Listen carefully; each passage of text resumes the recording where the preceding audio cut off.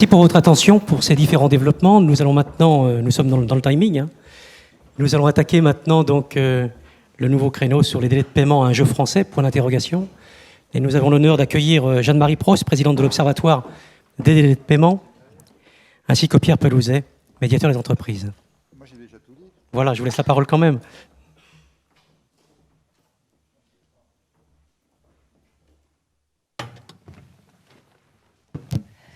Bonjour à tous. Bonjour à tous. Donc, on nous avait fixé un thème là, un jeu français, donc sur la situation des délais de paiement dans notre pays. Donc, je pense que ça, c'est en ce qui me concerne, je vais essayer, compte tenu du rôle toujours de diagnostic, hein, qui est celui de l'Observatoire, de répondre un petit peu à cette question que tout le monde se pose. Régulièrement dans notre beau pays, sommes-nous vraiment toujours les plus mauvais élèves de la classe? Et je vous rassure tout de suite, la réponse est non. La situation de la France en matière de délai de paiement, de facto, n'est pas quand même si mauvaise que ça, même si, naturellement, je ne peux que souscrire aux propos du ministre de l'économie. Il y a encore beaucoup de travail à faire, et c'est d'ailleurs pour ça qu'on est là cet après-midi.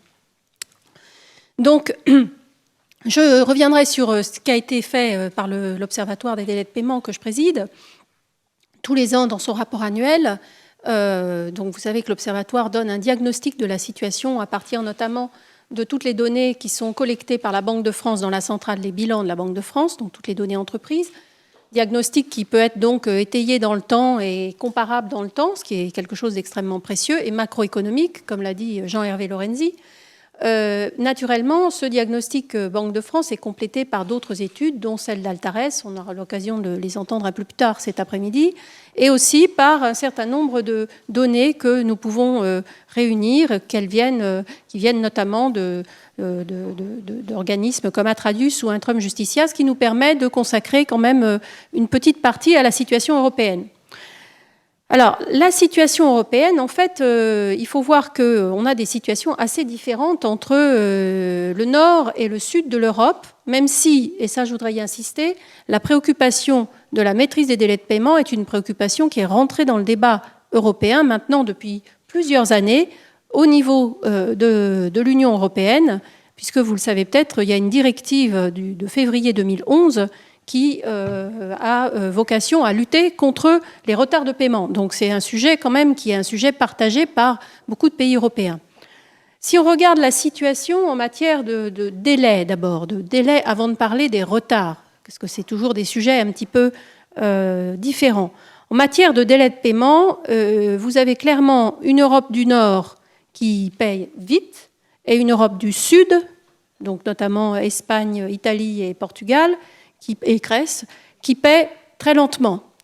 Jusqu'à la LME, disons que la France était plutôt du côté du Sud et que depuis 2008, la France, comme vous le savez tous, a fait un énorme chemin pour se rapprocher d'une situation qui est beaucoup plus dans la moyenne et où elle est d'ailleurs assez proche de la Belgique en ce qui la concerne, et donc avec des délais moyens qui sont plus raisonnables et qui sont évidemment moins courts quand même que l'Europe du Nord, et notamment toujours les deux caractéristiques de l'Allemagne et des Pays-Bas. Juste un mot sur l'Allemagne, avec des pratiques quand même qu'il faut connaître, qui sont les pratiques d'escompte si on paye tout de suite, qui expliquent aussi qu'en Allemagne, on a des pratiques de paiement très rapides.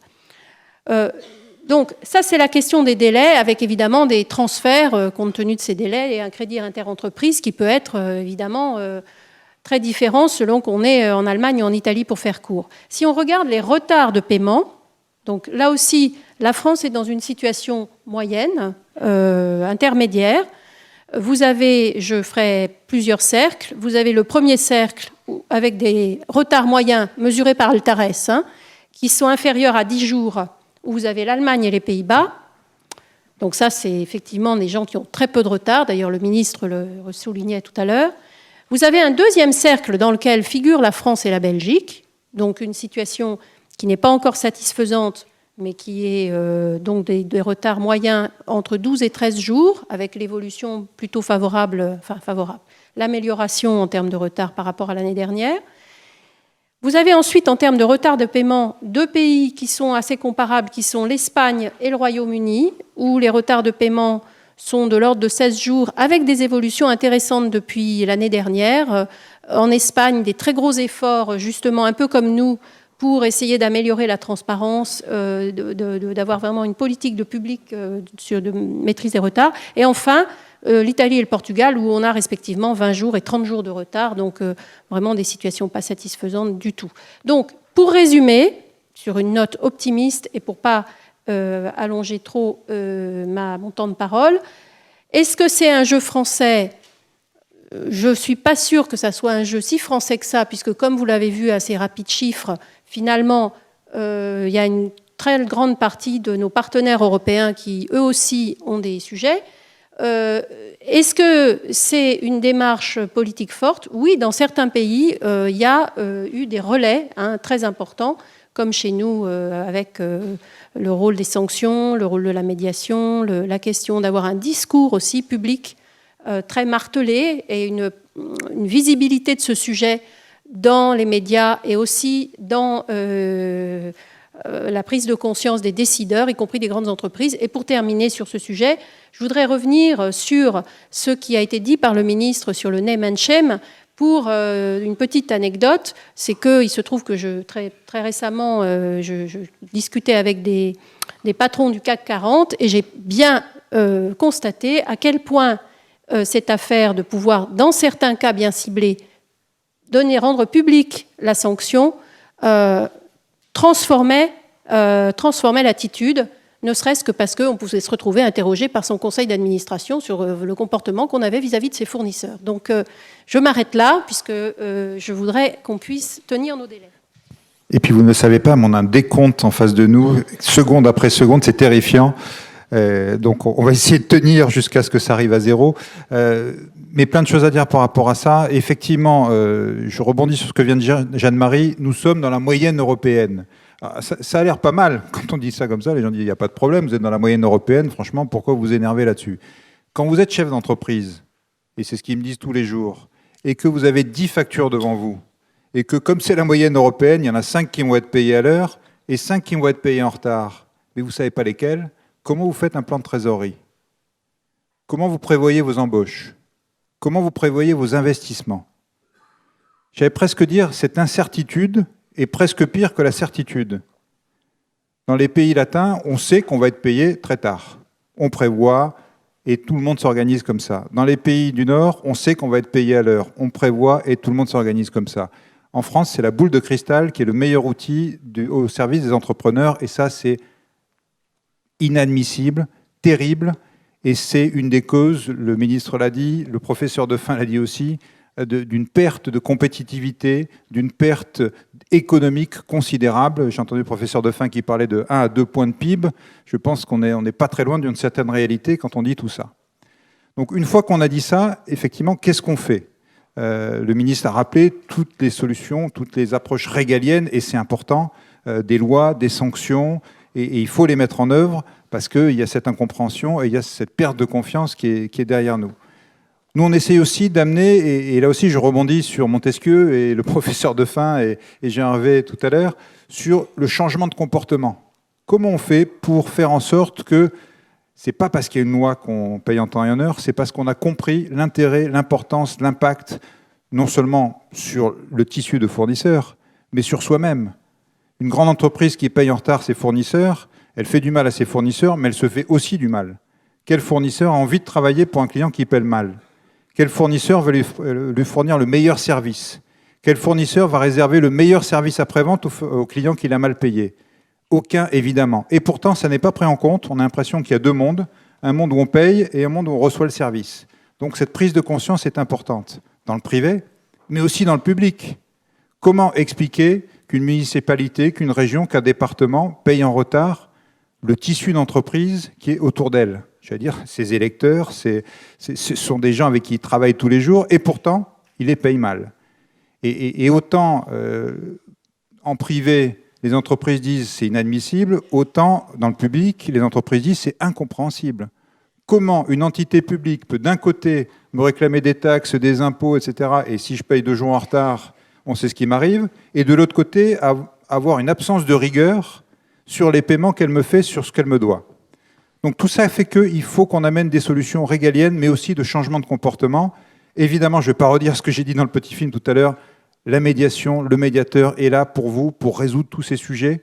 Derrière un retard de paiement, il y a souvent beaucoup plus que juste une facture. Il y a des incompréhensions, il y a des tensions, il y a des conflits potentiels. On a des médiateurs partout en France qui sont là à votre disposition, que vous soyez TPE, PME, ETI, grands groupes ou entités publiques. On est là pour vous aider. C'est gratuit, c'est confidentiel et ça marche. On a 75% de réussite, voire même 80% sur la partie délai de paiement. Donc utilisons la médiation, faites-la connaître. Dès qu'il y a un sujet, n'hésitez pas à nous consulter. Il vaut mieux nous consulter qu'on vous dise « attendons un peu avant d'aller en médiation » plutôt que de ne pas nous consulter ou de venir trop tard. Et je ne vais pas reparler des catastrophes, mais le parallèle des courbes qu'a fait le ministre est évident. Quand on paye mieux, il y a moins de défaillances d'entreprise. On avait eu des calculs il y a quelques années disant que les retards de paiement, c'était la cause de 25% des faillites d'entreprises, c'est-à-dire en gros 50 entreprises par jour. On voit qu'il vaut mieux venir en médiation tôt que venir en médiation tard. Au-delà de la médiation, on a d'autres outils. On a évidemment ces prix.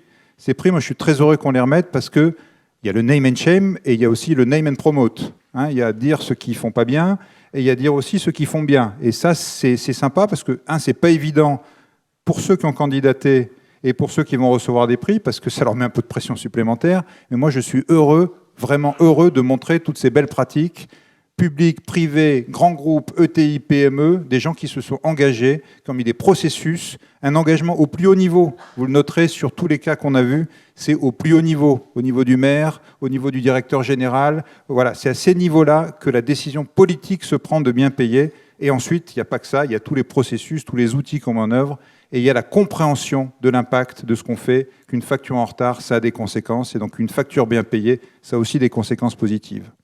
Enfin, je profite, parce qu'on a passé la matinée ici à parler de la charte et du label aux relations fournisseurs responsables, pour rappeler aussi ces outils dans lesquels je vous engage à vous engager. On a aujourd'hui 1600 signataires de la charte, dont l'article 1er concerne les délais de paiement et vous permet ensuite de travailler ensemble dans tout un tas de travaux sur les bonnes pratiques qu'on peut mettre en œuvre pour bien payer. Venez à la charte si vous n'y êtes pas encore.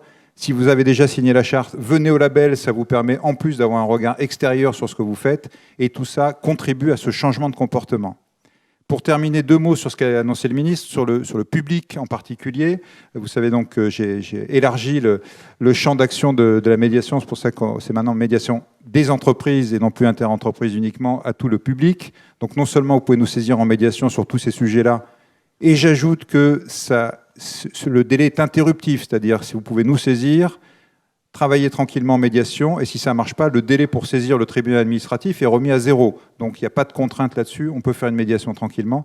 Donc sur le public, nous lançons un travail avec l'ARF, l'ADF, l'AMF, l'Association des régions, des départements et des municipalités de France, pour collecter les bonnes pratiques, en faire un référentiel sur lequel toutes ces communes, tous ces départements, toutes ces régions vont pouvoir s'auto-évaluer et on va pouvoir là aussi mettre en avant tous les bons, rassurer les gens sur l'engagement que ces municipalités prennent, non seulement dans les dires, mais en plus dans les actes, à bien payer leurs fournisseurs partout en France. Voilà, merci beaucoup.